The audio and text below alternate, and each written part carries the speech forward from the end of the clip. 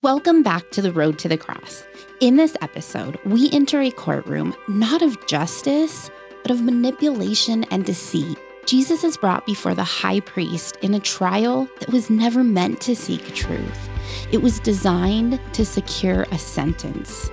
Steve and Tim unpack the corruption of religious power, the courage of Christ in silence, and the deeper purpose unfolding behind the scenes. This is episode 7, Kangaroo Court.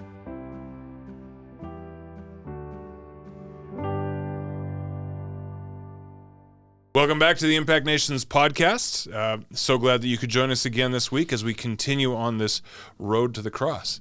And today we are picking up where we left off, which means I believe we're getting into the trial of Jesus. Yeah. Yep. Ed, you've told me behind the scenes that there were 2 trials, so we're doing 1 trial today. Yeah. Yeah, which is actually part A, part B. Oh. But, yeah. What do we need to know, just mindset in terms of, as we approach this portion of Scripture, especially, a lot of people take a week off between podcasts and things like that.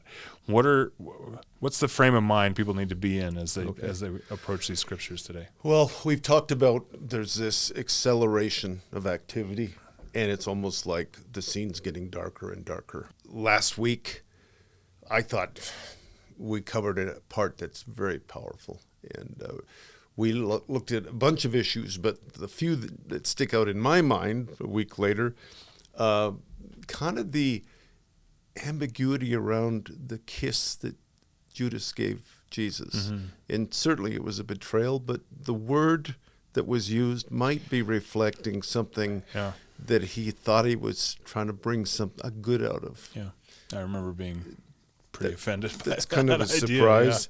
Yeah. The other thing we really talked about, when he said, I am he, and really he said, I am, and they fell down. But it was in that confrontation with some say a mob, some say troops. I think it probably was the Jewish troops. He absolutely, unequivocally condemned violence. Yeah. And I am God. Father, Son, Holy Spirit condemns violence. We talked about that. The other thing we talked about was Peter's denial. 3 times he denied, and we saw it's very interesting. Again, we've said for so long that these gospel writers, there's a reason for every detail. And we saw that in the 3 denials, he got further and further physically. Yeah, that was fascinating when you pointed that out. Away from Jesus.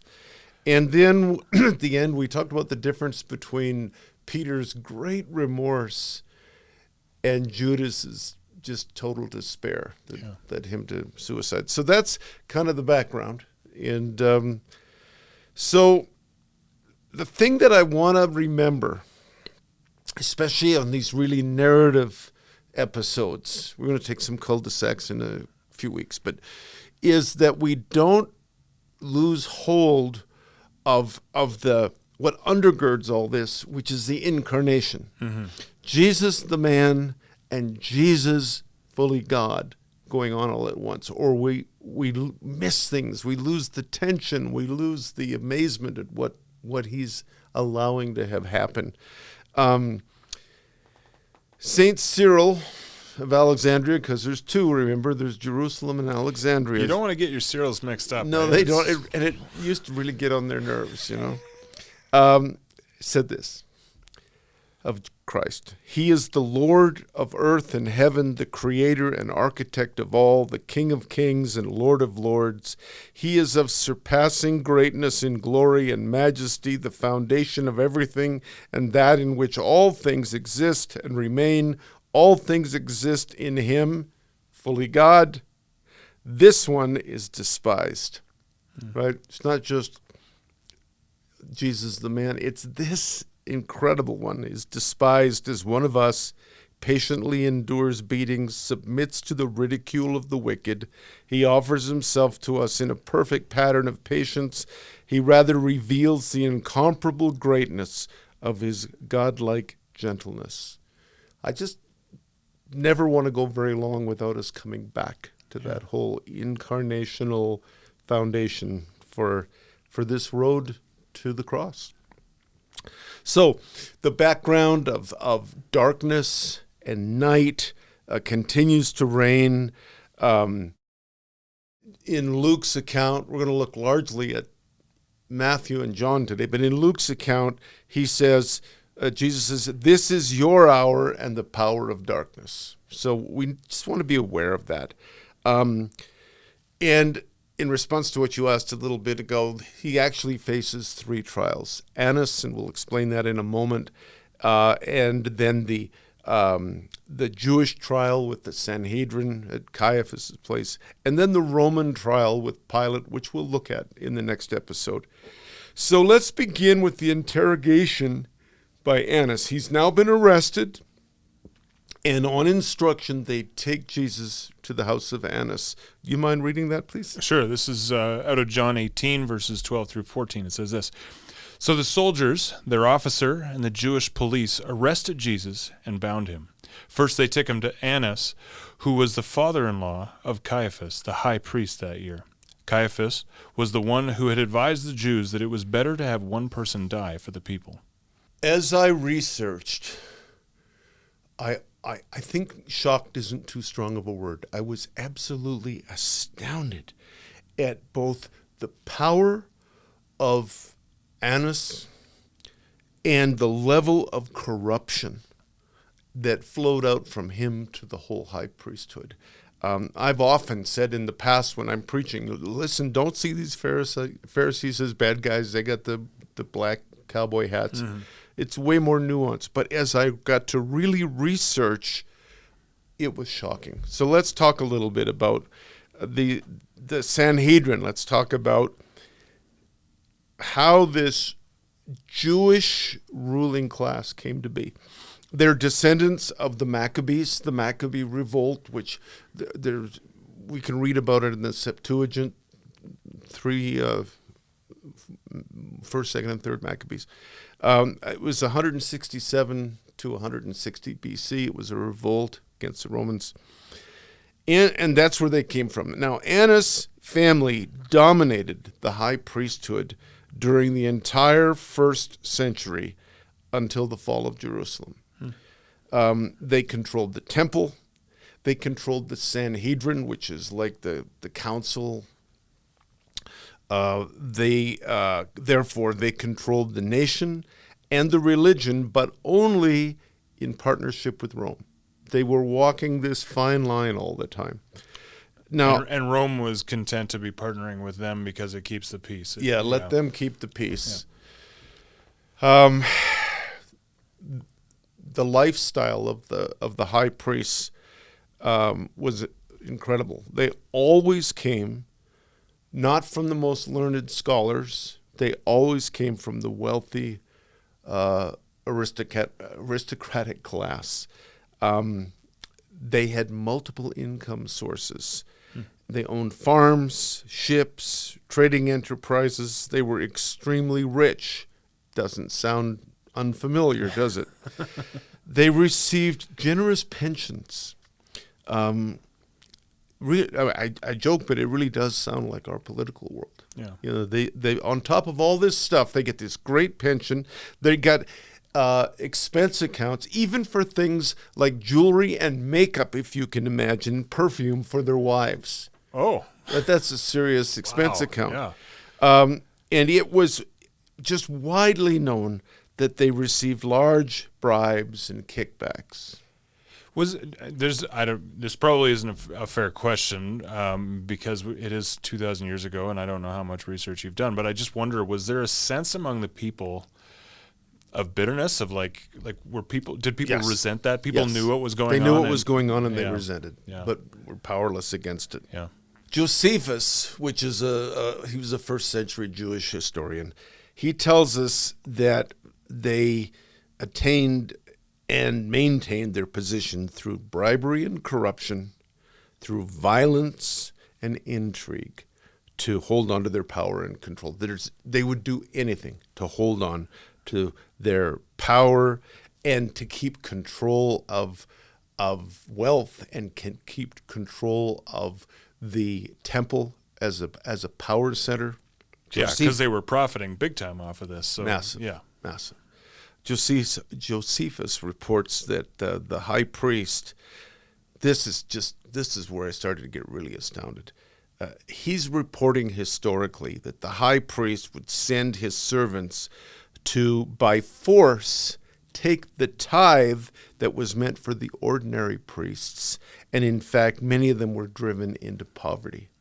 Yeah. Isn't that something? That's wild. And I'm reading Numbers right now. I'm doing the Bible in a Year program or whatever, and just finished Numbers, and the number of times I read these Old Testament narratives that have me scratching my head, if I'm being honest, because of you started today by talking about Jesus showing us that God denounces violence, but many times you see God at least being credited with meting out justice against some of the priests who are, if you burned the wrong incense at the wrong time or whatever. And throughout Old Testament history, we see the prophets many times talking about, like, your shepherds are doing a terrible job of this, so you're taking advantage of the people, oppressing the people. When I hear you talk about stuff as wild and crazy as the high priest sending in thugs to go and forcefully take money from the priests who were just doing the job every single day and leaving them impoverished, part of me, like just the human, like, I want justice for this system. I want justice for the poor. And I get real mad. I wonder, like, where was God in all this? Why is this, I don't know, why is this being allowed to go on? Well, that's the great question of theodicy, isn't it? Why does he allow evil to go on? Especially in his name. And it comes all the way back to free choice, Yeah. which goes all the way back to the garden. Yeah. And in fact, we're going to look a little bit more at that in, 3 or 4 episodes from Yeah, and I don't mean to derail us, but I also want to just be real about the emotions that we feel when we hear about these things, especially when it's happening. I mean, hey, let's be honest, because we hear stories about abuses happening within the church nowadays, and it just is infuriating that much more when you see people doing it either in the name of God or while purporting to be serving God and misbehaving at that level. It is just, stirs up some pretty negative emotions. It does. Same thing as doing it in the name of one's nation. Yeah. Yeah. Let me give you a little quote in case you didn't get stirred up enough yet. Oh, good. I get more cranky. He said, the Jewish aristocracy increasingly resorted to predatory behavior against their own people. Mm-hmm. Greed, nepotism, oppression, and violence, according to these rabbinic traditions, characterized the leading aristocratic priestly families, and the families of Annas was particularly criticized by the rabbis. Wow. But they're powerless. It's not like you can hold an election and say, hey, let's get rid of this guy. It's locked in. Yeah. So in many ways, being the high priest had become a lot more of a political than a religious position. Yeah. Again, it was all about power. But as I said, to walk that fine line, because they only served with the permission of the Romans. And yes, we have episodes of the Romans kicking out high priests. They always needed their support. But because of this, they cooperated with the hated Romans, the oppressors, to preserve their power and wealth. And this did create great resentment among the Jewish people. It's interesting to me, it's like a U.S. president. Once you're president, you keep that title for life. You're always Mr. President. They were always the high priest, even when it had passed to someone else. Wow. Now, Annas was a different kind of dude, because even though it had passed coincidentally to his son-in-law, nudge, nudge, wink, wink, he retained an awful lot of the real power that was going on. The fact that the temple guard that arrested Jesus brought him to Annas instead of to the current high priest, Caiaphas, right, indicates where the real power was. Yeah, Caiaphas, perhaps more of a puppet of his father-in-law. Yeah, he was a pretty bad dude too, but his father-in-law was like the head bad dude. And so on his very first interrogation, this is who Jesus is facing. So let's look at the interrogation now by the Sanhedrin, because Jesus goes from Annas' house to the Sanhedrin, and as we're going to see in a minute, where that took place is not where it was supposed to. Do you mind reading that? That's John 18:19-23. Yeah. Then the high priest questioned Jesus about his disciples and about his teaching. Jesus answered, I have spoken openly to the world. I've always taught in synagogues and in the temple, where all the Jews come together. I've said nothing in secret. Why do you ask me? Ask those who heard what I said to them. They know what I said. When he had said this, one of the police standing nearby struck Jesus on the face, saying, Is that how you answer the high priest? Jesus answered, If I've spoken wrongly, testify to the wrong. But if I've spoken rightly, why do you strike me? Isn't that interesting? Most of us would say, oh, I'm sorry. Yeah. But he just held his ground. Yeah. He didn't suck up, and he didn't blow up. Yeah. He just said, this is the truth. Yeah. We're going to talk about it in a minute, but it's interesting that the two things that they questioned him about were his disciples and his teaching. And we'll unwrap that in a moment. But so the first question I had was, why would Annas interrogate Jesus before the Sanhedrin? What was the purpose of that? Well, I think that he was helping his son-in-law. We always want our kids and our in-law kids to do well.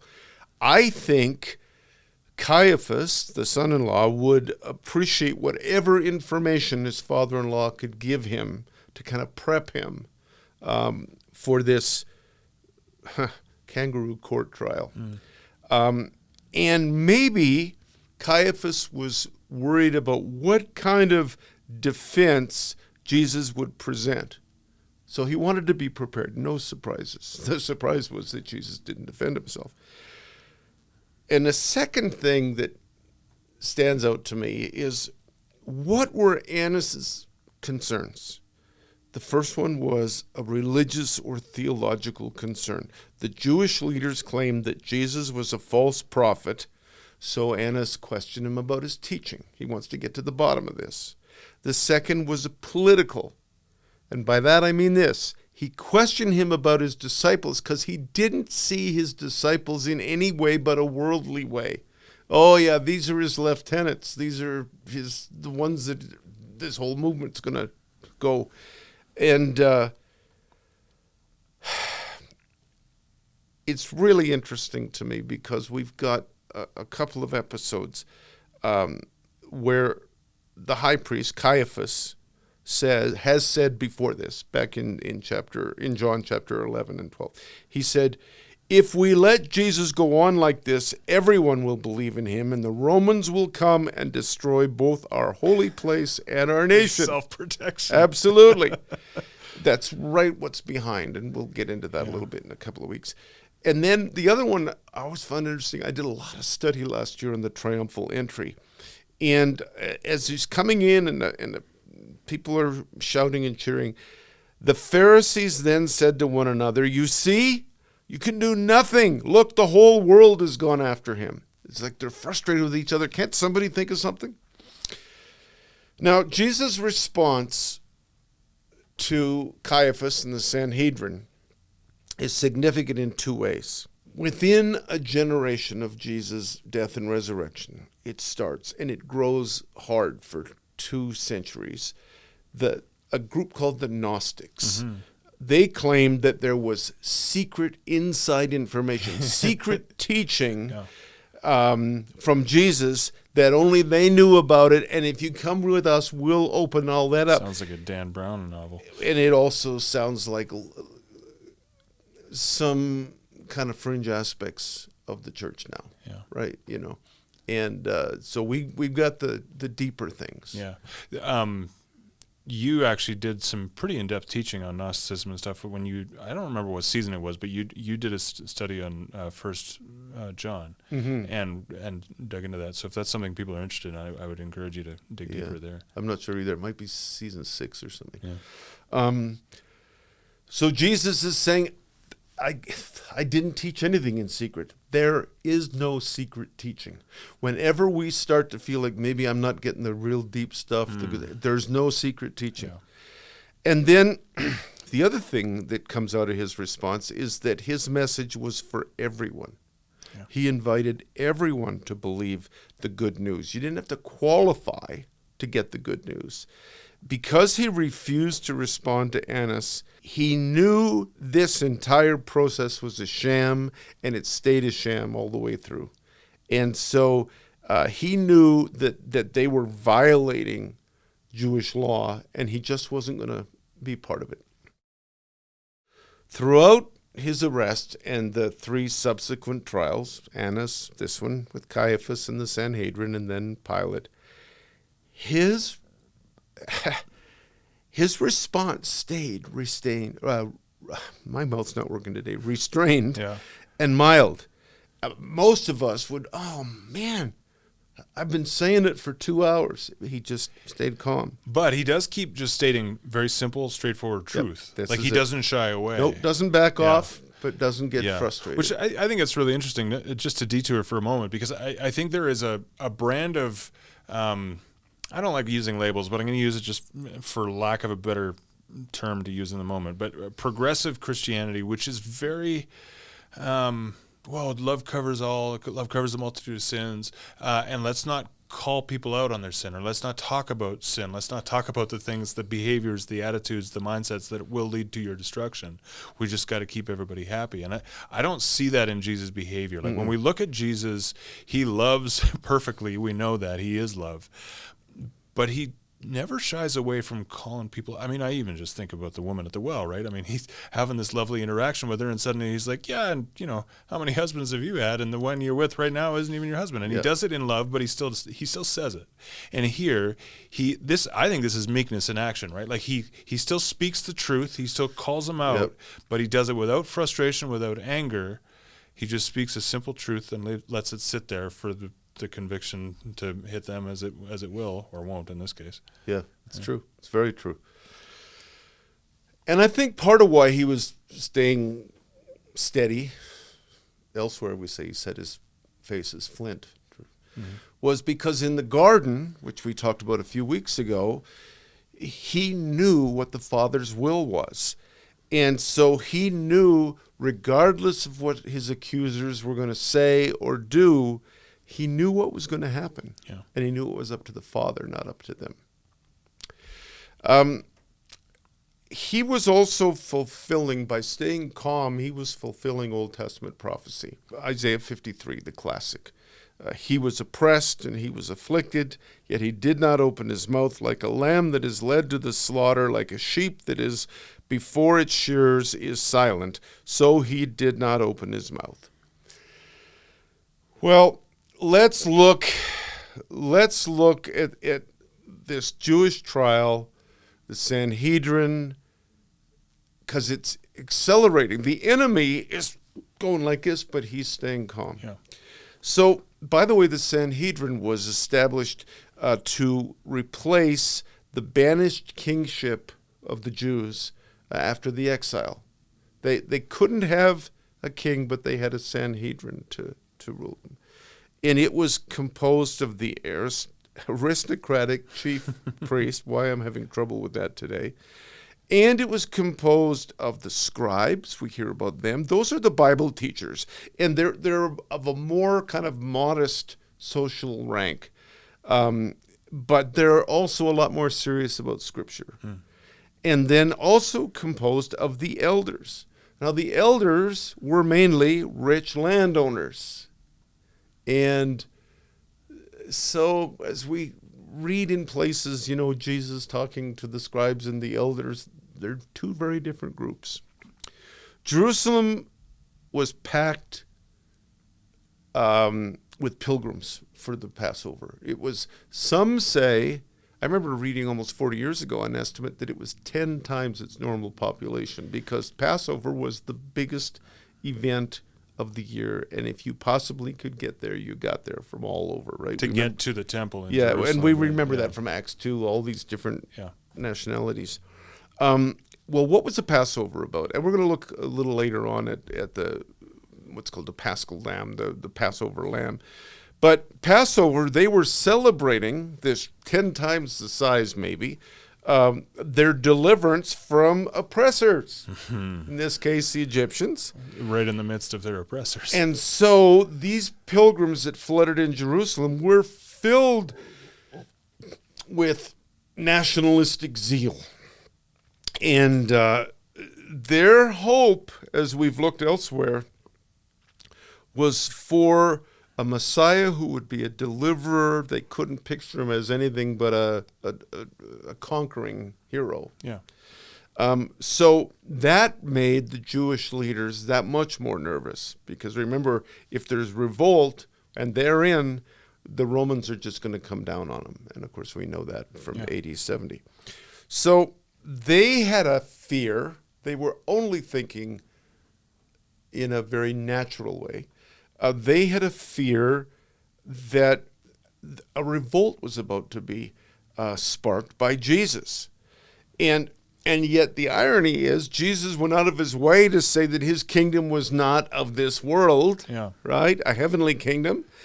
And even when they wanted to make him king, remember after feeding the 5,000, they tried to take him by force, John says, and he gets through the crowd and he gets away, and because he will not be a king. But even his disciples didn't get it, right? We see again and again in James and John, hey, can we sit at your left and your right? Yeah. Peter's classic rebuke, not on my watch, you getting killed or whatever. Yeah. Old, get behind me, Satan. Not on my watch. Yeah. So it made it a challenge for them to find grounds to hand Jesus over to the Romans, because they didn't want to stir things up. But they were determined that he must be publicly put to death before disaster struck. It was so important to them that this was very, very public. So, if you wouldn't mind reading from Matthew 26, 57 to 63. Those who had arrested Jesus took him to Caiaphas the high priest, where the scribes and the elders had gathered. But Peter was following him at a distance, as far as the courtyard of the high priest. And going inside, he sat with the guards in order to see how this would end. Now the chief priests and the whole council were looking for false testimony against Jesus, so that they might put him to death. But they found none, though many false witnesses came forward. At least 2 came forward and said, "This fellow said, I'm able to destroy the temple of God and build it in 3 days." The high priest stood up and said, "Have you no answer? What is it that they testify against you?" But Jesus was silent. Okay. Annas sends Jesus to Caiaphas. St. Jerome said this, referencing Josephus again, that first century Jewish historian. Josephus relates that the disreputable Caiaphas purchased the high priesthood from Herod for 1 year only. No wonder, then, that this dishonorable high priest judges dishonorably. I mean, he just has already shown his colors, right? Jesus' trial before the Sanhedrin was illegal, according to Jewish law, on several counts. I found one that referenced 14, but I'm going to give you, 7 or 8. Here is the direct breaking of their own law, right? Number 1, a trial must be held in daytime, can't be held after dark. It must take place in a specified courtroom, not in the house of Caiaphas. It must begin by hearing the case for the defense. Oh, interesting. It must not reach a conclusion on the same day that the trial begins. Like they need a sober second thought sort of Yes, thing. exactly. Wow.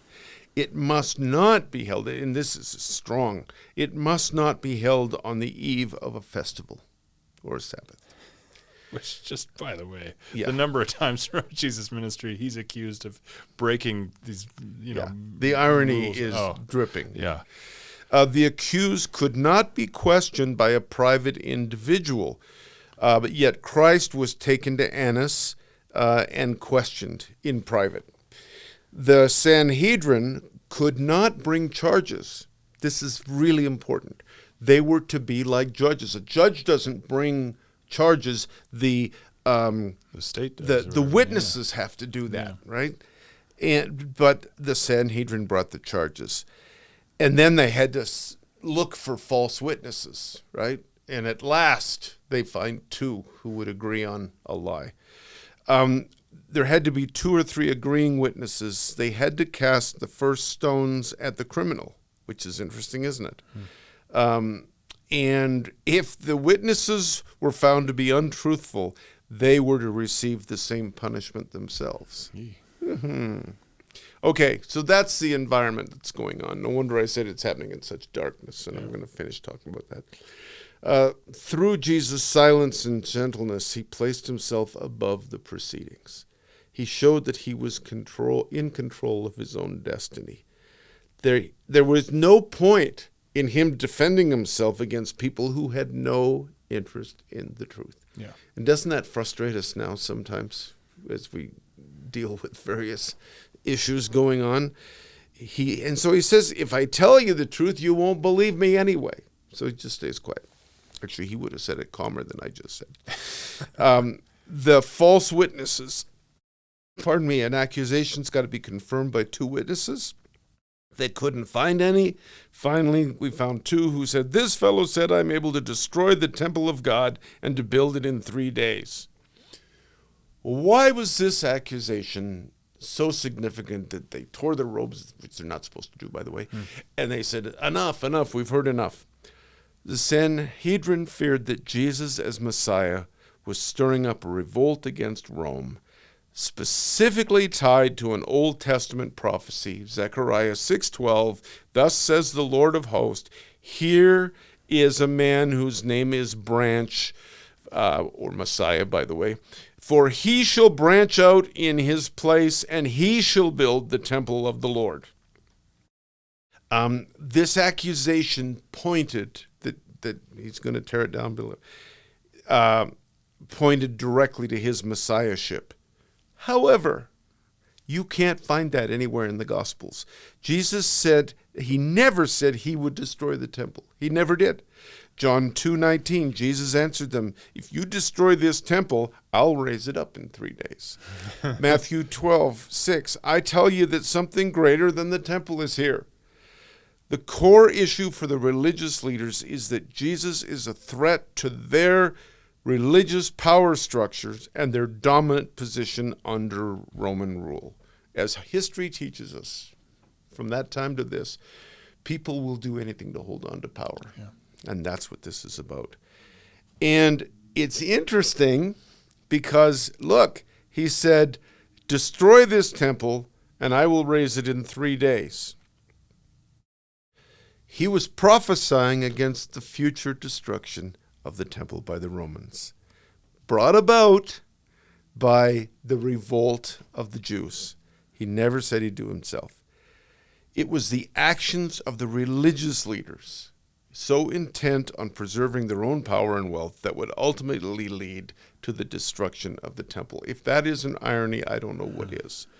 Their disregard for the welfare of the people, the Jewish people, who struggled just to survive. They were very poor, first century Palestine. This led to a revolt. Finally, they'd had enough. It led to a revolt in 66 AD against Rome and the priestly leaders. They went into the temple and they burned the records of debt and everything that was owed. Wow. Yeah. So there are several factors that convinced the Sanhedrin that Jesus was a great threat to their survival. That very week, in the synoptic accounts, he had just cleared the temple. Shocking. He went in and it was the temple, the court of the Gentiles, the outer court. And we've talked about that before. He went in, he threw it all over it. He went right after the usury, the what was making these guys rich. Yeah, because they were oppressing the poor even further. I mean, my understanding is that they were, again, I just finished reading Leviticus as well, of course, and so you read about, hey, we need a spotless sacrifice or whatever, and so suddenly how convenient their standards for what, a perfect sacrifice looked like got more and more strict. So you'd show up with your sacrifice, hey, I got my 2 turtle doves, and like, ooh, that turtle dove, I think that's a left-handed turtle dove, that one's not going to make the grade, but oh, how convenient. I've got another a right-handed turtle dove right here. Let's do business. Let's do business. And so they really had found yet another way to oppress the poor. And Jesus just was outraged. Yeah. And then also what had just happened 5 days earlier. He'd come into the city on a donkey, which was an obvious fulfillment of another well-known messianic prophecy, Zechariah 9:9, I love it, which says, "Rejoice greatly, O daughter of Zion. Shout aloud, O daughter of Jerusalem. See, your king comes to you, triumphant and victorious is he, humble and riding on a donkey, on a colt, the foal of a donkey." So they could only see Jesus in terms of a political king. Now, the crowd had welcomed him with messianic titles when he came in. Remember? Hosanna to the Son of David, the King who comes in the name of the Lord. The overwhelming percentage of the Jewish people in Jerusalem that week believed Jesus was the Messiah. And they were panicking, the Sanhedrin. Yeah. They were panicking because they could just see their hold on all that we've talked about. Political, economic, social hold was wavering. That we've got the advantage of hindsight, where we now know Messiah, he's the king of an upside down kingdom. Yes. But for them, Messiah means new king, which means taking power from them rather than actually relinquishing it. Yeah. I'm curious, totally aside, but I'm all for interruptions here. You read a few minutes ago one of the suffering servant passages from Isaiah 53, and I'm interested to know, how were those passages interpreted before Christ? Like, even by some of these scribes and elders who knew their scriptures, they'd read these passages, and yet their understanding of Messiah seems quite different from what Isaiah's painting, the picture Isaiah's painting. I wonder what they made of those suffering servant passages. Well, I can't give you a clear answer, but I can give you a little bit.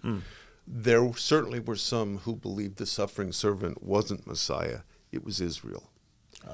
So he's prophesying. They identified with the suffering servant because they themselves were suffering for all those years. Yeah. Wow, interesting. Okay, so Caiaphas wants an answer because Jesus is just standing there. And he said to him, "I put you under oath before the living God. Tell us if you are the Messiah, the Son of God." It's a 2-part question that's important because it was not illegal to claim to be Messiah. However, that was not considered blasphemy. But claiming to be the Son of God was blasphemy. Are you the Son of God? Comes up. So only one other time in Matthew's gospel was Jesus asked this question. Tell us. And that was by Satan in chapter 4, the temptation. Okay? Yeah. So just like "Get ye behind me, Satan," which he said, remember, in Matthew 16 to Peter, we must be aware that the enemy uses our weakness, our anger, our hatred to do his bidding. Maybe I'll just say that again. We must be aware that the enemy uses our weakness, our anger, our frustration, our prejudice, our racism, our on and on and on, to do his bidding. This question, by the way, are you Messiah, are you the Son of God, is the crux of this conflict, both in the context of these events and in the ultimate cosmic sense of who he is. So it presents a very complex issue for Jesus as he's standing there. If he says no and he denies being a Messiah, some will hear it as a rejection of something that up till now he said he was. Have we ever seen leaders backtrack? And he's never denied it. And it's interesting because he was completely oblivious, but Caiaphas is almost directly quoting Peter in that great moment of Matthew 16, thou art the Christ, the Son of the living God. Right? Wow. High point of the gospel. And now he says He turns it into a question. Wow. The second thing, okay, so if he says that, no, I'm not, then he's backing away. But if he affirms that he is the Messiah, it could easily be misunderstood and lead followers to assume that he's declaring himself to be the one who will conquer Israel's enemies and establish a new kingdom. Very interesting, isn't it? Yeah. It's quite a razor's edge. So what did he say? You have said so. But I tell you, from now on you will see the Son of Man seated at the right hand of power and coming on the clouds of heaven.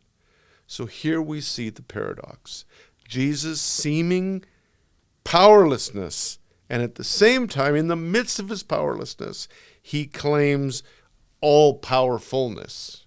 And this is really at the heart of the Christian faith, this juxtaposition, this paradox.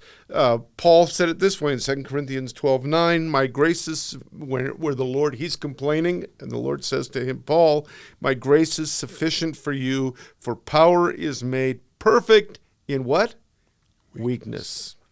So I will boast all the more gladly of my weakness, so that the power of Christ may dwell in me. Isn't that amazing? Yeah. So this is Jesus' final speech before his dying words on the cross. And I think that when he said this, right, you're going to see me at the right hand of the power coming on the clouds of heaven, I think he knew these words were about to seal his fate.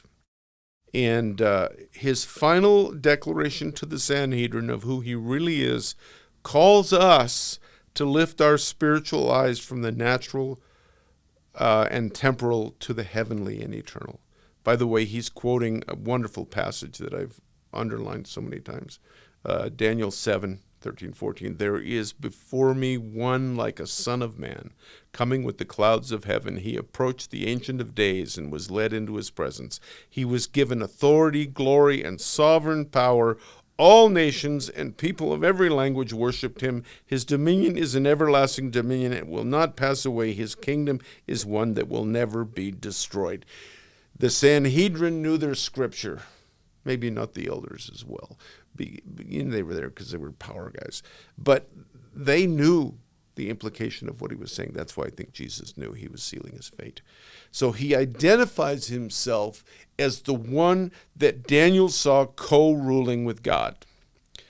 So why did they elicit such a terrible, terrible response? As I said again, I read, a few weeks ago that for the high priest to rip his robes, it was absolutely disallowed, not acceptable under any circumstance. So that's how worked up they were.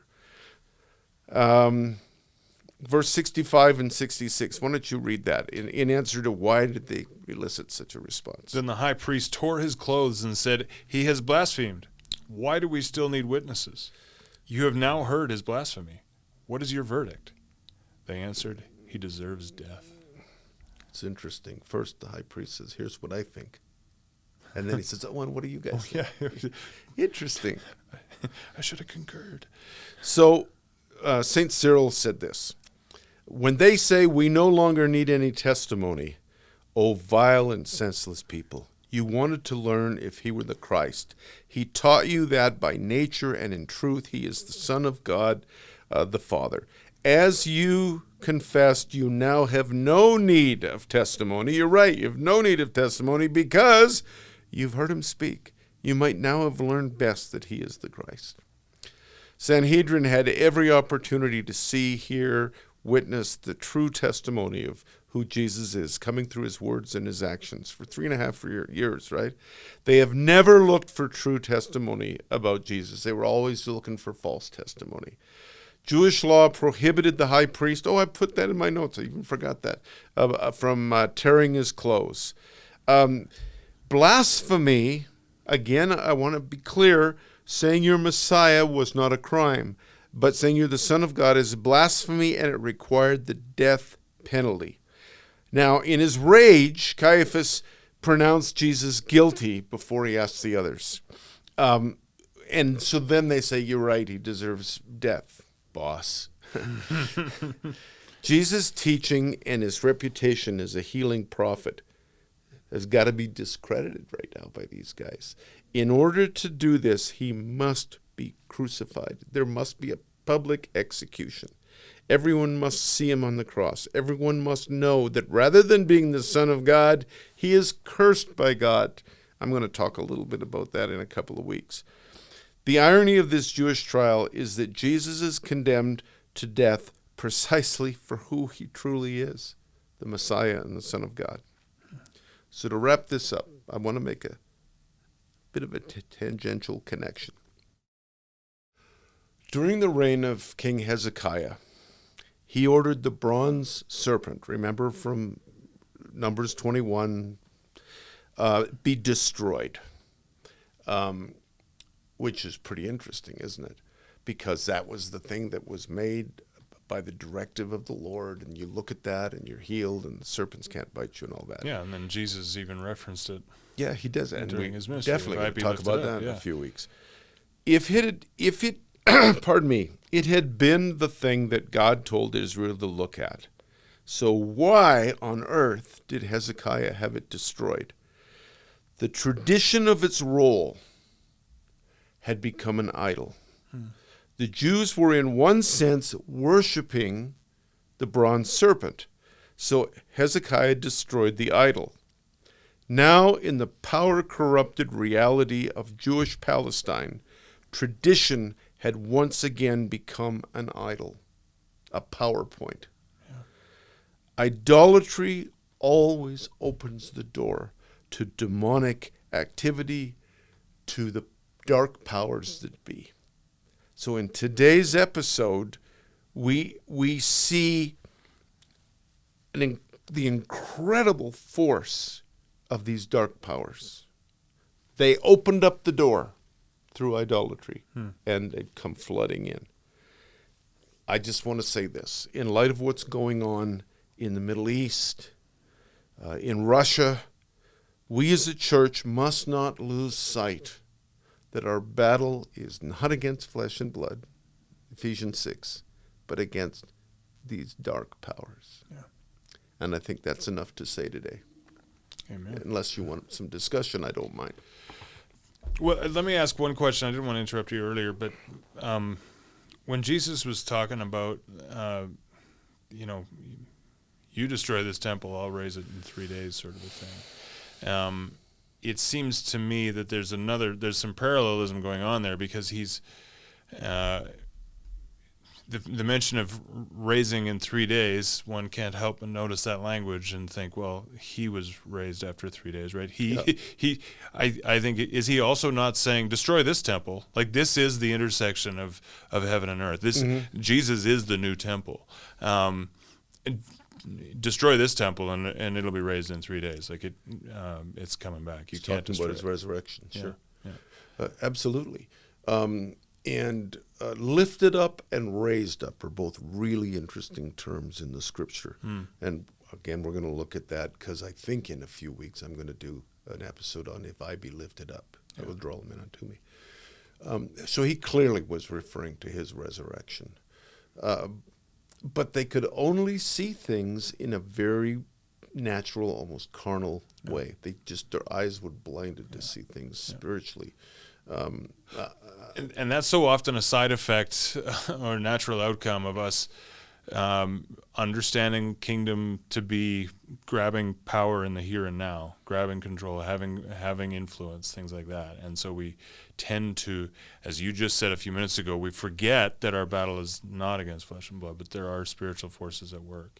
But the more we try to gain control in the physical realm through human machinations, if you will, like conquering 7 mountains, for example. For example, yeah, like trying to gain political power through military might, things like that. We more and more forget to see things at a spiritual level, to understand what's going on in the spirit, and even reading it morally. he gave us an example. This is what you do. Mm-hmm. You don't fight back. Yeah. But you don't stop speaking the truth. Yeah. But as Paul says, speak the truth in love, Yeah. right? And not in frustration. Yeah, the gentility or the I don't know, matter of factness with which Jesus responds here, as you pointed out, not loaded with anger, frustration, anything like that, which of course would have been very, very natural, but instead just very calm, to the point. So I want folks to remember and be aware that what was going on that week was simply the acting out of what was going on in the dark spiritual world. Yeah. I know I probably talk about him too often, but I've just done so much reading of N.T. Wright's stuff on the meaning of the cross and things like that. He very much talks about Christus Victor, about Jesus winning a victory over these powers. And he has painted it as a picture of, as you've done a really good job in recent weeks of painting this picture of this mounting darkness, this growing darkness that's coming to a pinnacle. And Tom Wright basically paints us that as Jesus is actually basically tricking the enemy, like gathering the enemy up to step right out to the forefront and fall into his trap so that he can just defeat it through his death and resurrection. So his simple, quiet responses that get the enemy to the point where they're ripping robes and all this stuff, and the darkness is just coming more and more to the forefront. It's all leading to this ultimate trap. Yep, it's true. Yeah. Good stuff. Well, I hope you've enjoyed this. We'd love to see you again next week. We do this every Thursday. And so we're on YouTube, or we're on whatever your favorite podcast app is. Please engage with us on YouTube. We love seeing those comments, engaging with you. Engage with each other, ask some questions in there. And we'll, as we look at some of those questions in the weeks to come, maybe we'll get a chance to address some of them here as well. But definitely we'll engage with you in the comment section. Subscribe. Make sure you subscribe, either your favorite podcast app or on YouTube. Subscribe, hit the bell. You know the deal. But also, I've been saying this for several weeks now, but share this. If there's something in here today that really struck you or hit you in a new way that maybe you'd like to share with others, let them know you've been listening. Tell them about this, because that's how we get the word out.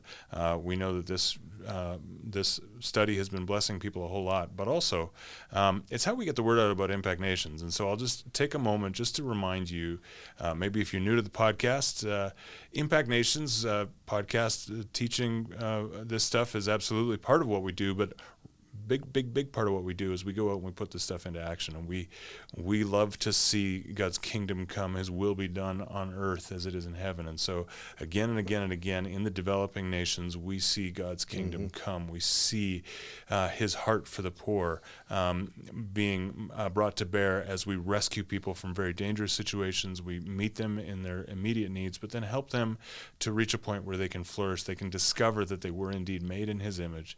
They were made to flourish and live an abundant life, and we get to help them discover that all over the place. So lots and lots of ways that you can get involved to see how that works. We started today with a global partners meeting, where we had folks connecting in from all kinds of different nations, and they were all doing the stuff at the front lines. And I think they got excited to realize how much was going on in the Impact family in other nations and other projects, and a real move. I got a phone call afterwards. Had I noticed how many doors in the Muslim world had opened and how many people are turning to Christ?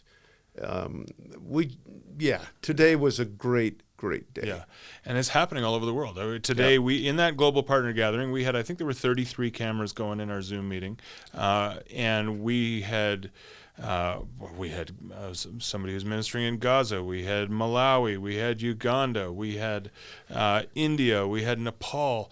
our representative from Pakistan couldn't be there because they're busy ministering in Saudi Arabia right now. I mean, there are things happening all over the globe, and it is incredible. And so, frankly, when you give to Impact Nations, you're actually empowering those very people that we were talking to today, those stories that they were telling us about lives rescued, hearts being turned to Christ, and like economically, medically, people being rescued holistically.